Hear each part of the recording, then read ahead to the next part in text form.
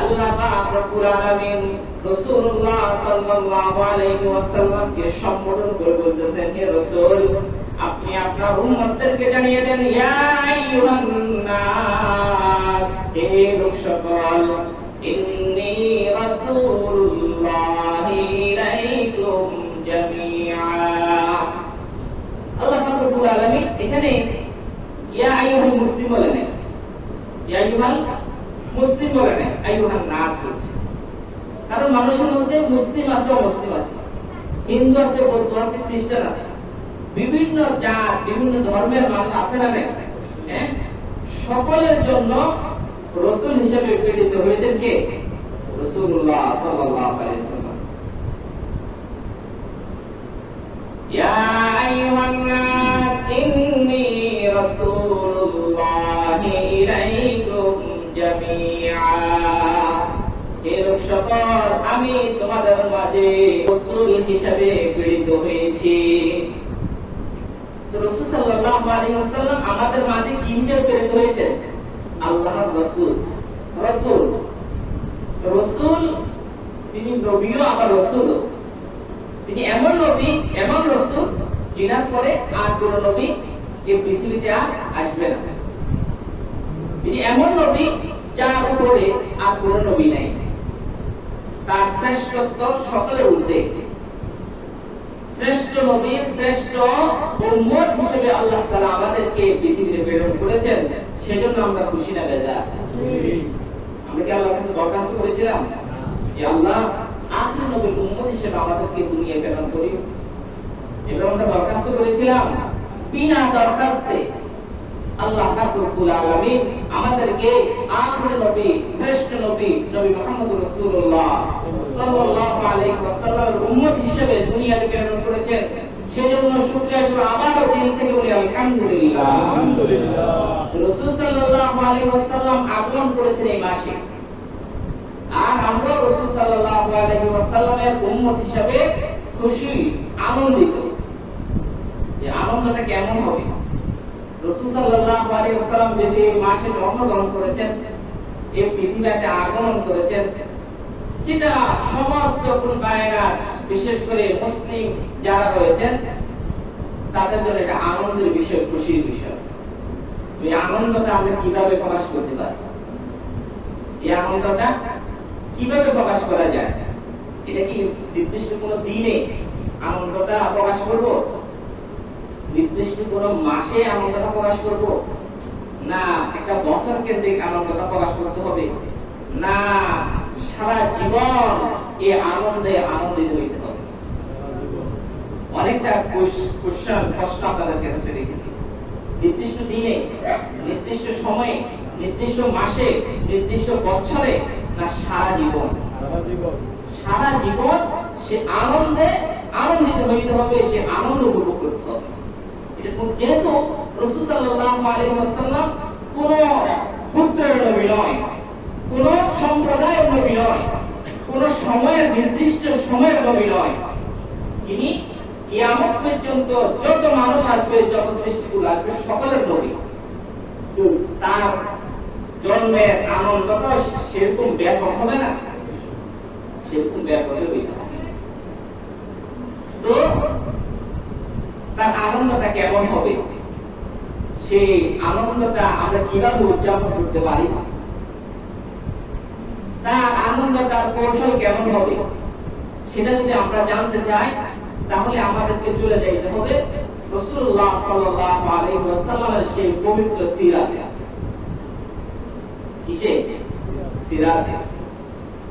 মিলাদ, এটা হচ্ছে রাসূল সাল্লাল্লাহু আলাইহি ওয়াসাল্লামের জন্ম। মিলাদুন নবী সাল্লাল্লাহু আলাইহি ওয়াসাল্লাম অর্থ হচ্ছে রাসূলুল্লাহ সাল্লাল্লাহু আলাইহি ওয়াসাল্লামের জন্ম। মানে জন্ম সংক্রান্ত যত আলোচনা আছে সেগুলো নিয়ে আলাপ করা, আলোচনা করা, সেটাকে বলা হয় মিলাদুন নবী। আর সিরাতুন নবী রাসূল সাল্লাল্লাহু আলাইহি ওয়াসাল্লামের জন্ম থেকে নিয়ে মৃত্যু পর্যন্ত তার পূর্ণাঙ্গ হায়াতে জিন্দেগি যে একটা বিবরণী আছে, সেটাকে বলা হয় সিরাত। এই সিরাতের মধ্যে মিলাদ আছে না নাই? আমরা যখন কোন মানুষের জীবনী পড়ি, স্কুলে, মাদ্রাসায়, পরীক্ষার মধ্যে, ইমতিহানের মধ্যে মনীষীদের জীবনী আসে। যখন আমরা জীবনী লিখি তখন সর্বপ্রথম আমরা কি দিয়ে লিখি? জন্ম দিয়ে লিখি। তার নাম কি ছিল, তার বাবার নাম কি ছিল, কোথায় জন্মগ্রহণ করেছেন, তার লকব কি, তার পরিবার কি, উপনাম কি, সবগুলো লেখা হয়। তারপর তিনি কি করতেন, কোথায় বাস করতেন, কি কি কাজ তিনি করতেন, দেশের জন্য, রাষ্ট্রের জন্য, ধর্মের জন্য তার কি কি অবদান ছিল, এগুলো তুলে ধরি। সর্বশেষ গিয়ে তার মৃত্যু কখন হয়েছিল সেটা বিবরণী আমরা তুলে ধরি। তো পূর্ণাঙ্গ ইতিহাস যার মধ্যে পাওয়া যায় সেটা হচ্ছে রাসূল সাল্লাল্লাহু আলাইহি ওয়াসাল্লামের সিরাত। সিরাতের মধ্যে যদি আমরা দেখি তখন আমরা খুঁজে বের করতে পারবো যে রাসূল সাল্লাল্লাহু আলাইহি ওয়াসাল্লামের জন্মের আনন্দটা কেমন ছিল। রাসূল সাল্লাল্লাহু আলাইহি ওয়াসাল্লাম এবং সাহাবায়ে কেরাম কোন প্রক্রিয়ায় রাসূল সাল্লাল্লাহু আলাইহি ওয়াসাল্লামের এই আনন্দ, জন্মের আনন্দ উদযাপন করতেন। তো সেটা যদি আমরা রাসূলের সিরাতের মধ্যে আলোচনা যদি তালাশ করি তাহলে দেখা যায়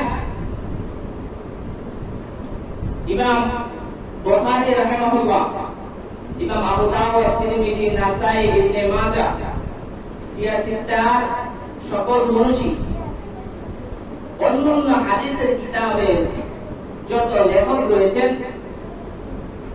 সকল মুহাদ্দিসিনে কেরাম রাসূলুল্লাহ সাল্লাল্লাহু আলাইহি ওয়াসাল্লামের ক্ষুদ্র থেকে ক্ষুদ্র, সূক্ষ্ম থেকে সূক্ষ্ম বিষয়গুলো হাদিসের মধ্যে তুলে ধরেছেন।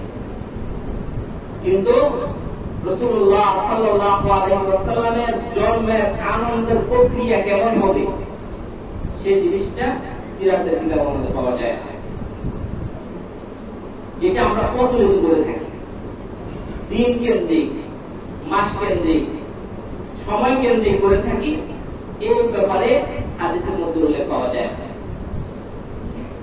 হাদিসের মধ্যে একটি হাদিস রয়েছে যে রাসূলুল্লাহ সাল্লাল্লাহু আলাইহি ওয়াসাল্লাম প্রতি সোমবারে রোজা রাখতেন। কি রাখতেন? রোজা রাখতেন। রাসূল সাল্লাল্লাহু আলাইহি ওয়াসাল্লামকে জিজ্ঞাসা করলেন, ইয়া রাসূলুল্লাহ, আপনি প্রতি সোমবার রোজা রাখেন, তার কারণ কি? রাসূলুল্লাহ সাল্লাল্লাহু আলাইহি ওয়াসাল্লাম বলেন, এই দিনে আমি জন্মগ্রহণ করেছি। সুবহানাল্লাহ। জন্মদিনে রাসূল সাল্লাল্লাহু কি পালন করতেন? রোজা রাখার মাধ্যমে আল্লাহ তাআলার শুকরিয়া আদান তিনি জন্মদিনে রোজা রাখতেন। তো রাসূল সাল্লাল্লাহু আলাইহি ওয়াসাল্লামের জন্মদিন অনুসরণ যদি আমরা করতে যাই তাহলে রাসূলের অনুসরণে আমরা সোমবার দিন রোজা রাখতে পারি। আমরা যেভাবে বিরাট মাহফিল, বিভিন্ন আয়োজন আর জশ্নে জুলুস যে প্রচলিত রয়েছে, জশ্নে জুলুসে ঈদে মিলাদুন নবী, এটা সাহাবায়ে কেরামের জমানায় ছিল না, রাসূল তাবেঈনদের জমানায় ছিল না, তবে তাবেঈনদের জমানায় ছিল না। অথচ এই তিন যুগটাকে ইসলামের ইতিহাসে শ্রেষ্ঠ যুগ বলা হয়। কি যুগ বলা হয়? শ্রেষ্ঠ যুগ বলা হয়। قال رسول الله صلى الله عليه وسلم خير القرون قرني ثم الذين يلونهم ثم الذين يلونهم। রাসূলুল্লাহ সাল্লাল্লাহু আলাইহি ওয়াসাল্লাম বলেন, আমার বর্তমান যুগের সাহাবায়ে যারা রয়েছে তারা হচ্ছে আমার উম্মতের মধ্যে শ্রেষ্ঠ উম্মত, তারপরে যারা আসবেন তারা হচ্ছেন শ্রেষ্ঠ উম্মত, তারপরে যারা আসবেন তারা হচ্ছে তাদের মধ্যে শ্রেষ্ঠ উম্মত। মুহতারাম হাজির, রাসূলুল্লাহ সাল্লাল্লাহু আলাইহি ওয়াসাল্লামকে যারা দেখেছেন তাদেরকে কি বলা হয়? সাহাবী। কি বলা হয়? রাসূলুল্লাহ সাল্লাল্লাহু আলাইহি ওয়াসাল্লামকে সচক্ষে যারা দেখেছেন তাদেরকে বলা হয় সাহাবী। সাহাবায়ে কেরামকে যারা সচক্ষে দেখেছেন তাদেরকে বলা হয় তাবেঈ। তাবেঈকে যারা সচক্ষে দেখেছেন তাদেরকে বলা হয় তবে তাবেঈ। এই তিন যুগকে বলা হয় শ্রেষ্ঠ যুগ। এই শ্রেষ্ঠ যুগের মানুষের যারা ছিল তাদের নামগুলা ইতিহাসের মধ্যে স্বর্ণাক্ষরে লেখা হয়েছে। তাদের জমানাকে স্বর্ণ যুগ বলা হয়েছে, শ্রেষ্ঠ যুগ বলা হয়েছে। তারা কিভাবে রাসূলুল্লাহ সাল্লাল্লাহু আলাইহি ওয়াসাল্লামের জন্মদিনে আনন্দ উল্লাস করেছেন সেটা যদি আমরা দেখি, প্রচলিত জশ্নে জুলুস ঈদে মিলাদুন নবী তারা করে নাই। তার মানে তারা কি রাসূলুল্লাহ সাল্লাল্লাহু আলাইহি ওয়াসাল্লামকে ভালোবাসতেন না? হ্যাঁ, তারা করে নাই। মানে এখন আমরা যে জশ্নে জুলুস ঈদ মিলাদুন নবী করি, সেটা আমরা কি বর্ণনা করি? যে রাসূলের আগমনে আমরা খুশি উদযাপন করি, আনন্দ প্রকাশ করি। তার মানে কি আমরা আমাদের অন্তরের মধ্যে রাসূল সাল্লাল্লাহু আলাইহি ওয়াসাল্লামের প্রতি প্রেম আছে, ভালোবাসা আছে। এটা নিদর্শন প্রকাশ করে কি করি না? সাহাবায়ে কেরাম কেন করলেন না? তাবেঈন কেন জশ্নে জুলুস করলেন না? তবে তাবেঈন কেন জশ্নে জুলুস করলো না? তারা কি রাসূলকে ভালোবাসতো না? আমার কথাটা বুঝলেন আপনারা? তারা কি রাসূলকে ভালোবাসতো না? না, আমার মনে হয় বাসতো না। যদি বাসতো তারা কেন জশ্নে জুলুস বাইর করলো না? হ্যাঁ, জশ্নে জুলুস কোনটা? বড় ফেস্টুন করবেন, ব্যানার করবেন, শহরে এই প্রান্ত থেকে ওই প্রান্তে একটা আনন্দ মিছিল করবেন, সেটাকে বলা হয় জশ্নে জুলুস। এই জশ্নে জুলুস সাহাবায়ে কেরাম করে নাই, তাবেঈন করে নাই, তবে তাবেঈন করে নাই। তার মানে তারা রাসূলকে ভালোবাসে নাই। আপনাদের কি মনে হয়? ভালোবাসে। ভালোবাসে? তো তারা কেন করলো না? নিয়ম ছিল না। হ্যাঁ, শ্রেষ্ঠ যুগ, তার মানে আমরা ফলো করব শ্রেষ্ঠ যুগ। আমি যে ইবাদত করি, আমি যে ইবাদত করি, আমি দেখব যে এই যে শ্রেষ্ঠ যুগের তিন যুগ, শ্রেষ্ঠ তিন যুগের কোন যুগে সেটা প্রমাণ আছে কিনা। যদি থাকে, কোন দ্বিধাদ্বন্দ্ব ছাড়া আমি আমল করব। আর যত ভালোই হোক, যত ভালো কাজই হোক, সেটা যদি তিন যুগের মধ্যে পাওয়া না যায়, তাহলে আমার জন্য সেটা মানানসই হবে না, পালনীয় হবে না। আজকে জুমার দিন, আমরা জুমার নামাজ কত রাকাত করব? জবান করে বলেন না, আজকে জুমার নামাজ আমরা কত রাকাত করব? 2 রাকাত। ফরজ 2 রাকাত করব। আর কি নামাজ পড়া কি ইবাদত? নামাজ পড়া ইবাদত, সওয়াবের কাজ, ভালো কাজ। নামাজ যত পড়বেন তত বেশি সওয়াব না? আমরা প্রতিদিন, আপনি বললেন আমরা প্রতিদিন জোহরের নামাজ পড়ি 4 রাকাত, আজকে জোহর শুক্রবার দিন কেন 2 রাকাত করা হয় না? আমি আগে যে 4 রাকাত করি, জুমার দিন আমি 4 রাকাত করব। কি বলেন? যুক্তিটা কেমন? প্রতিদিন 4 রাকাত করি, আজকে 2 রাকাত কম করলে কি আমি মোটা হয়ে যাব না? নামাজ পড়াতে ইবাদত, আমি 2 রাকাত বাড়াই করি, বিষয়টা কেমন হবে? আপনি চাইলে কি এটা সম্ভব? না। কেন? রাসূলের আদর্শ সেটা ছিল না। রাসূলের জামানায় সাহাবায়ে কেরাম কয় রাকাত করছেন? 2 রাকাত করছেন। তাবেঈনের জামানায় জুমার নামাজ 2 রাকাত করছেন, তবে তাবেঈনের জামানায় 2 রাকাতে করে। আল্লামা মুশতাক ফয়জীর আলোচনা আপনারা অনেকে শুনেছেন। উনি ওইদিন একটা মিসাল দিয়েছিলেন, একটা পানির বোতল, কি পরিপূর্ণ একটা পানির বোতল। এই পানির বোতল থেকে যদি আপনি একটু পানি আপনি খেয়ে ফেলেন, তাহলে পানির বোতলটা খালি হয়ে যাবে না? এই পূর্ণ পানির বোতলে যদি আপনি একটু পানি ঢুকাতে চেষ্টা করেন, সেটা কি ঢুকবে না বাইরে চলে যাবে? ইসলাম এটা পূর্ণাঙ্গ জীবন ব্যবস্থা, ইসলাম পূর্ণাঙ্গ জীবন বিধান। এটা এখানে বাড়াবার সুযোগ নেই, কমাবার সুযোগ নেই। যেটা রাসূল সাল্লাল্লাহু আলাইহি ওয়াসাল্লাম জামানায় ছিল, কিয়ামত পর্যন্ত সেটাই থাকবে, বলা ঠিক না? সুতরাং আপনি সেখানে বাড়াইতে যাবেন প্রতিবর্তী না, সম্ভব নয়। আপনি এখানে কোলাকার করে আপনি সেখান থেকে কিছু কমাইতে যাবেন, সংস্কার করতে যাবেন, সেটা সম্ভব? সম্ভব নয়। কারণ ইসলাম হচ্ছে পূর্ণাঙ্গ জীবন বিধান, এখানে বাড়াইবার কমাইবার কোনো সুযোগ নেই।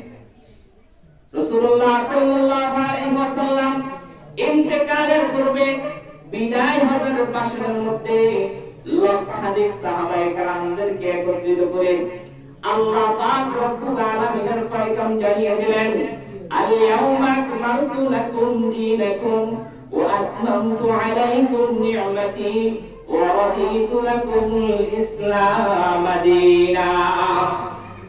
আল্লাহ পাক রব্বুল আলামিন বলেন, আমি তোমাদের জন্য আজকে তোমাদের দ্বীনকে পূর্ণাঙ্গ করে দিলাম, তোমাদের জন্য আমার অনুগ্রহ, আমার নিয়ামতকে সম্পূর্ণ করে দিলাম, ইসলামকে তোমাদের জন্য মনোনীত করে দিলাম। দ্বীন হিসাবে, ধর্ম হিসাবে আমাদের ইসলাম ধর্মকে আল্লাহ তাআলা পূর্ণাঙ্গ করে দিয়েছেন। এখানে কোনো বিষয় এমন নয় যে যেটা কিছু কমতি আছে সেটা পূরণ করতে হবে। এটা এমন নয় অনেক কিছু আছে সেক্ষেত্রে বাদ দিতে হবে, পূর্ণাঙ্গ জীবন ব্যবস্থা। সাহাবায়ে কেরামকে সাক্ষী থেকে রাসূলুল্লাহ সাল্লাল্লাহু আলাইহি ওয়াসাল্লাম বলেন, আলা আবাল্লাহুকা, হে আমার সাহাবায়ে কেরাম, আমি কি তোমাদের কাছে আল্লাহর সেই পয়গাম পৌঁছে দিতে পেরেছি? সাহাবায়ে কেরাম উচ্চ সুরে বলেছেন, বালা ইয়া রাসূলুল্লাহ। সাহাবায়ে কেরাম বলেন, ইয়া রাসূলুল্লাহ, অবশ্যই আপনি দ্বীনের পূর্ণাঙ্গ হুকুম, পূর্ণাঙ্গ হক আমাদেরকে বুঝিয়ে দিয়েছেন, পৌঁছে দিয়েছেন। রাসূলুল্লাহ সাল্লাল্লাহু আলাইহি ওয়াসাল্লাম আল্লাহকে সাক্ষী রেখে তিনবার বলেছেন, আল্লাহুম্মা শাহাদ, আল্লাহুম্মা শাহাদ, আল্লাহুম্মা শাহাদ। ইয়া আল্লাহ তুমি সাক্ষী দেখো, হে আল্লাহ তুমি সাক্ষী দেখো, তোমার বান্দারা সাক্ষী দিয়েছে তোমার দ্বীন, তোমার পয়গাম আমি তোমার বান্দাদের কাছে পরিপূর্ণ পৌঁছে দিয়েছি। বলেন সুবহানাল্লাহ। এমন তো কোনো কিছু নেই, বাকি নেই যেটা আমাদের ভিতরে আমাদের রাসূল সাল্লাল্লাহু আলাইহি ওয়াসাল্লাম জানাই নাই। 1400 বছর পরে রাসূল সাল্লাল্লাহু আলাইহি ওয়াসাল্লামের জমানায় যেটা ছিল না, সাহাবায়ে কেরামের জমানায় যেটা ছিল না, তাবেঈনের জমানায় ছিল না, এমন কি রাসূল সাল্লাল্লাহু আলাইহি ওয়াসাল্লামের ইন্তেকালের 600 বছর পর্যন্ত যার কোনো অস্তিত্ব ছিল না, সেটা কেমন রাসূল সাল্লাল্লাহু আলাইহি ওয়াসাল্লাম ভালোবাসার নিদর্শন দিতে পারে? প্রচলিত জশ্নে জুলুসের প্রতিষ্ঠা হয়েছে কত সালে? কখন? আপনি ইতিহাস দেখেন। রাসূল সাল্লাল্লাহু আলাইহি ওয়াসাল্লাম ইন্তেকালের 600 বছর পরে, 600 বছরে রাসূল এই প্রচলিত জশ্নে জুলুস ঈদ মিলাদুন নবী আবির্ভাব। রাসূল সাল্লাল্লাহু আলাইহি ওয়াসাল্লাম প্রশ্ন করতে পারেন, হুজুর এটা বললে রাসূলের আদর্শের খেলাফ হয়, তাহলে কিভাবে আমরা আলোকিত হতে পারি? রাসূলের ভালোবাসার নিদর্শন আমরা কিভাবে করতে পারি? রাসূলের ভালোবাসার নিদর্শন কোন সময়ের জন্য নয়, কোন দিনের জন্য নয়, বরং সর্ব অবস্থায় রাসূলের ভালোবাসা আমাদের অন্তরে রাখতে হবে। শুধু রাসূলের ভালোবাসার নিদর্শন কিভাবে হবে? রাসূলের আদর্শ মানার মধ্যে দিয়ে। কি মাধ্যমে দিয়ে? কিসের মাধ্যমে? রাসূলের আদর্শ মানার মধ্যে দিয়ে। রাসূলের আদর্শ কি? রাসূলের সুন্নাহ। সুন্নাত হচ্ছে আদর্শ, সুন্নাত হচ্ছে আদর্শ। রাসূলের এক মুজাক শুরু থেকে শেষ পর্যন্ত যত সুন্নাহ আছে, রাসূল সাল্লাল্লাহু আলাইহি ওয়াসাল্লাম হায়াতে জীবনে যা করেছেন, যা করতে বলেছেন, সেগুলোকে সুন্নাত বলা হয়। এগুলো আমার জীবনে ফিট করা, সেগুলো আমি পালনীয় করা, সেটাই হচ্ছে রাসূলের ভালোবাসা। মান আহাব্বা সুন্নতি ফাকাদ আহাব্বানি ওয়া মান আহাব্বানি কানা মাই ফিল জান্নাহ। রাসূলুল্লাহ সাল্লাল্লাহু আলাইহি ওয়াসাল্লাম বলেন, যে ব্যক্তি আমার সুন্নতকে ভালোবাসলো সে আমাকে ভালোবাসলো, আর যে আমাকে ভালোবাসলো সে আমার সাথে জান্নাতে যাবে। বলেন সুবহানাল্লাহ। আমরা রাসূলের সাথে জান্নাতে যেতে চাই, কারা কারা একটু হাতটা আল্লাহকে দেখাই দেন। জান্নাতে রাসূল সাল্লাল্লাহু আলাইহি ওয়াসাল্লামের সাথে যাইতে চাই, যাইতে চাইলে কি করতে হবে?